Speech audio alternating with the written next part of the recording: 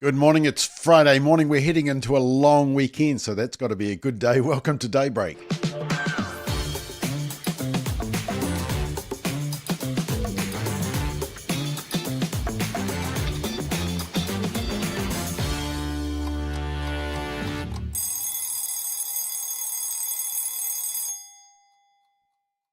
It is the 30th of May, Friday, heading into, well, I always naturally say Queen's birthday, but of course it's King's birthday now.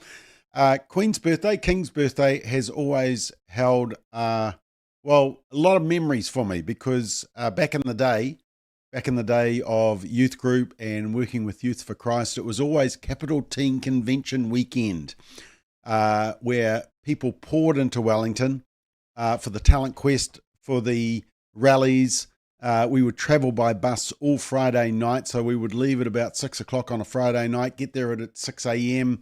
About everybody was groggy and tired. We'd somehow get through the whole weekend, and it was an absolute buzz. And possibly some of you watching have participated or been to Capital Teen Conventions. Remember with Ian and Mary Grant and Youth for Christ. Those were the days, but I don't miss those bus trips, that's for sure, especially with a bunch of youth group kids on the bus making a lot of noise and not going to sleep. Anyway, let's get back to the business at hand. Let's have a look at some of the key stories. And interestingly, the Stuff and the Post, the Dominion Post in Wellington, have got very serious about this whole campaign around the concerns of both porn and social media and screen time for young people. Yesterday, there was a article about wanting filtered internet for under 18s for online safety. They also had a article about screen addiction, and it was from the UK, but they were saying that it's a public health emergency and saying that that could be the issue here in New Zealand.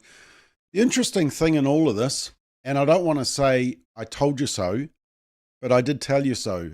Family First has been on this issue. Here's a story from back in 2020 when we put up some legislation around putting filters in place for public Wi-Fi in, for example, cafes, restaurants, libraries, airports, so that people weren't going onto dodgy sites where there were kids or where they were sitting next to a family who didn't want to see that stuff. We also talked about internet filters for schools that delivered a standard. And this was back in 2020. And look at that heading. Labor and the Greens blocked it. And of course, we also had the same with the porn inquiry, which you may have signed. 17,000 people signed our petition, went to a select committee, and they didn't want to do anything. So part of the problem is that the politicians are being presented with these issues, but they just don't want to seem to solve the problem.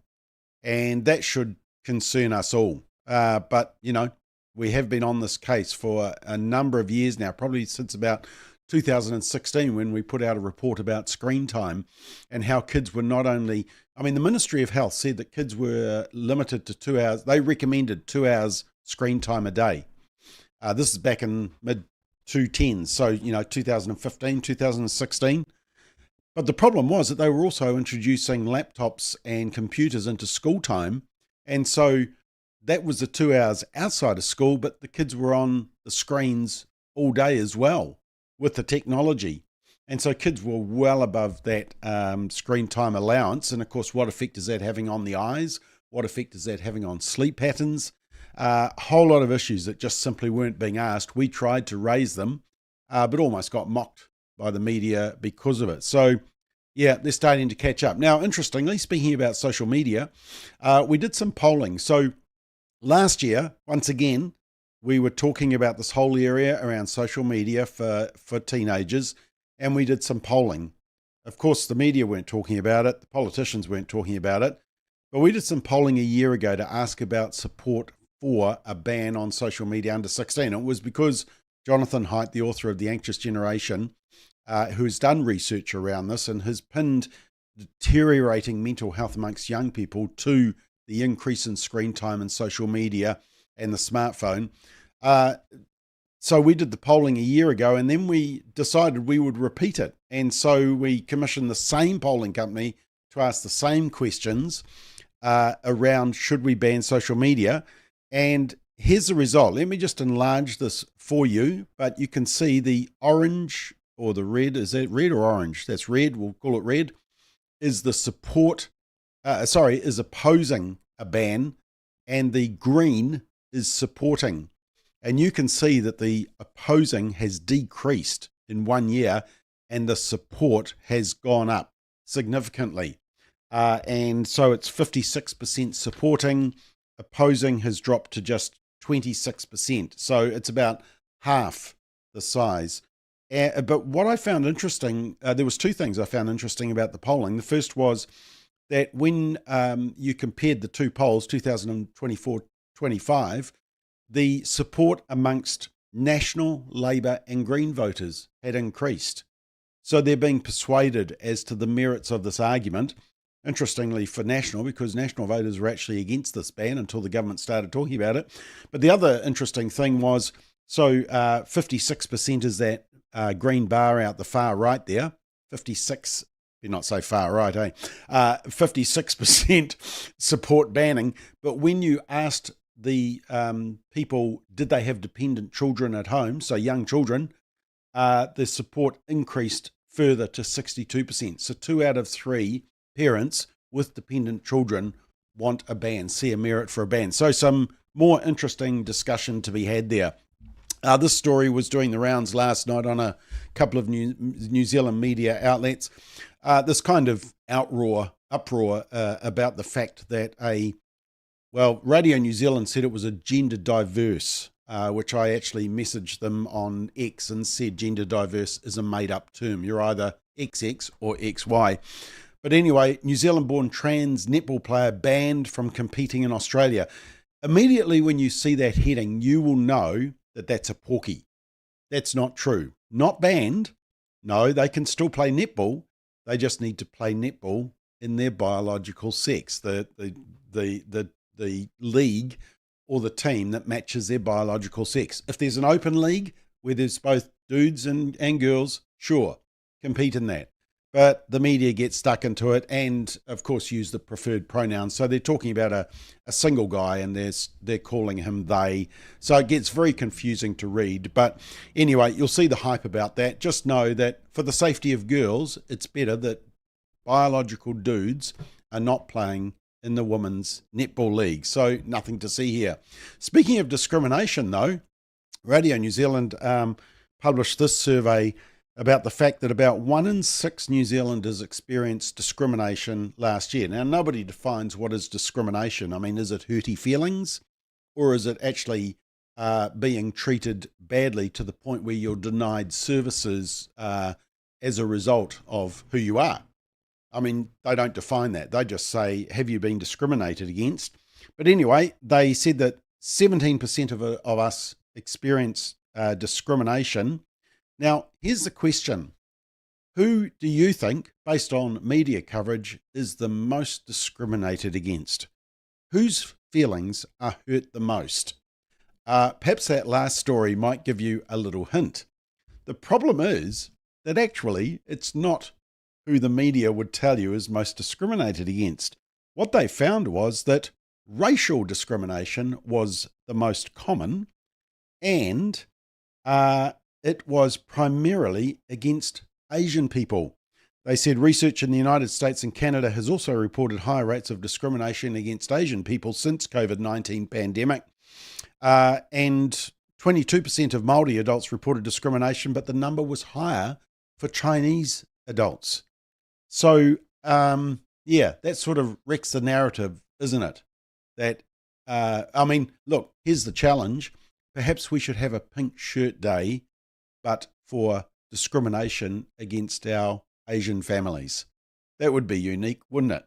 But of course, we all know that Pink Shirt Day is primarily just because of discrimination against one group, but they're not the most common. And I actually exposed that when I looked at their documentation, which admitted that actual racial discrimination was the most likely reason for bullying, especially in schools, etc. Ministry of Health haven't been doing too well.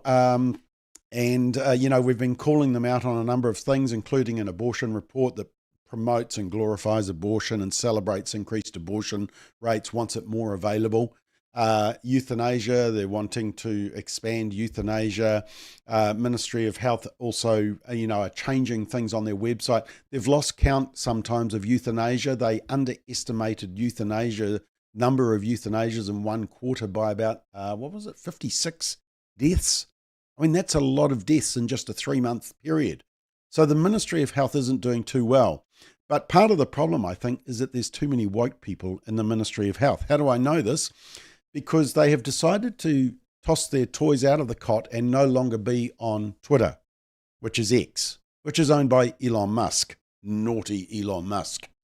And so a lot of the radical left have sulked off Twitter. And they've gone to this alternative. They started to go to this thing called Mastodon or something, but that all crashed and burned. And so now they're going to this thing called Blue Sky, which is kind of like a social media platform. But let me just show you the numbers. Ministry of Health had 55,000, 56,000 followers on Twitter. So obviously it was speaking to a lot of people, and a lot of people were looking for announcements from them on that. They've now gone to Blue Sky, and here's the graph. So the blue is Twitter, and the red is Blue Sky. And as you can see there, Blue Sky is about, I figured out it was 5% audience compared to Twitter.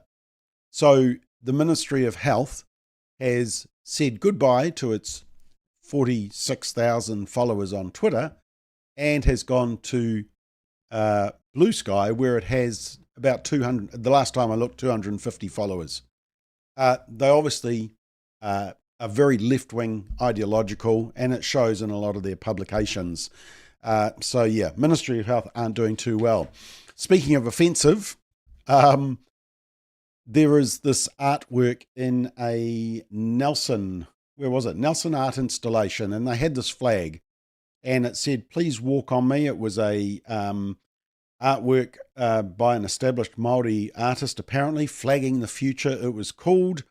And yeah, they had the New Zealand flag on the floor, and it said, "Please walk on me." Now, it upset a lot of people. The Deputy Mayor defended the artwork, emphasised its role in challenging perspectives. The good thing was that an activist by the name of Ruth Tipu decided that every day it was up, she was going to wander in and she was going to take it off the floor and perch it up on that stand. And she said she would do it every day. So good on Ruth. I think she should get a King's Service Medal this weekend. But interestingly, breaking news, the latest news is that the art gallery has removed this obnoxious display. They said, while many have engaged with the work thoughtfully and respectfully, they have decided for safety that they would remove it. The local RSA said that it was, they thought it was disgusting, and they said over the years we've fought under the New Zealand flag, and to wipe your feet on it is an insult. In the post announcing the removal of the artwork, the gallery said this should not be interpreted as a judgment on the artwork. Yeah, right. Or the artist's intent. We continue to support freedom of expression and the vital role that art plays in reflecting and shaping national conversations in a democratic culture. Well, here's my challenge to the Nelson Art Gallery. Let's put this flag on the floor, and let's put a sign that says, "Please walk on me," or a Palestinian flag, or a Māori flag. Let's do that. And then let's see how interested you are in, what did they say? Reflecting and shaping national conversations in a democratic society. See, here's the interesting thing. This is called art, but this would be called a hate crime. This is the inconsistency of the woke left. A couple of quick international stories before I'm out of time. Texas has passed a bill that requires all classrooms to prominently display the 10 Commandments, no smaller than 16 by 20 inches. Typical inches. They're in the old school, the States, aren't they? That contains the 10 Commandments, can't have anything else written on it. No other language added to the poster. Of course, it's raised the whole issue about First Amendment and separation of church and state.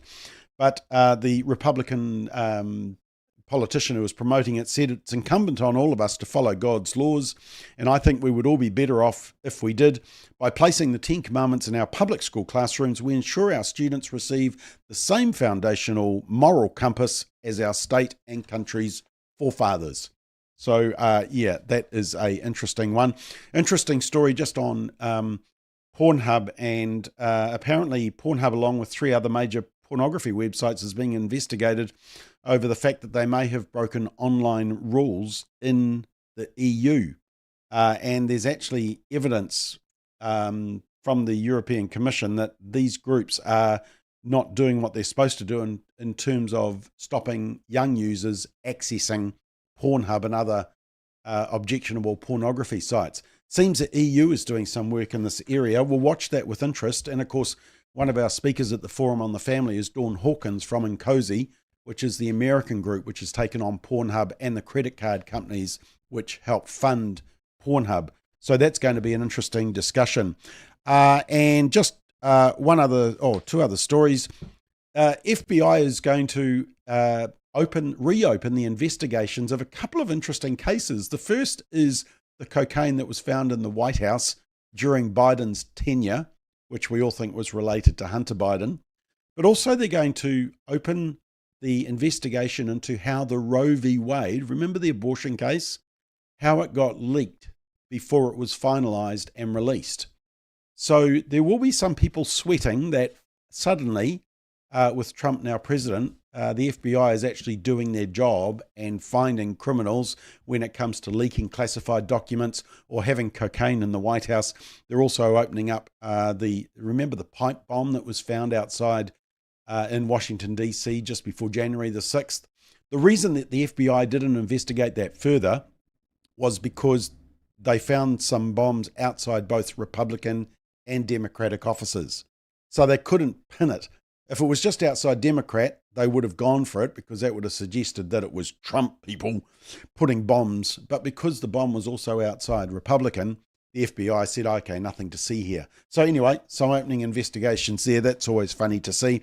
And finally, our woke message of the week is that apparently Doctor Who is losing millions of viewers because it's gone too woke. And that's because recent episodes have featured non-binary aliens, incels, and even a pregnant male, extraterrestrial storylines. Some fans believe have pushed the once iconic series too far from its roots. They say that it's not because there's a female doctor in 2018 that was introduced or the first black actor to take on the role is shown there. No, it's the criticism lies in the show's increasing focus on progressive social messaging at the expense of compelling storytelling. In other words, virtue signaling. Go woke, go broke. So there we are. I don't watch Doctor Who, but for some of those of you who are fans of Doctor Who, you'll be interested in that one. All right, we are out of time. It's Friday. We are heading into the long weekend. I won't see you Monday morning because it's King's birthday, public holiday. So it'll be next Wednesday, but enjoy the 3-day weekend. Who can complain? Have a great day.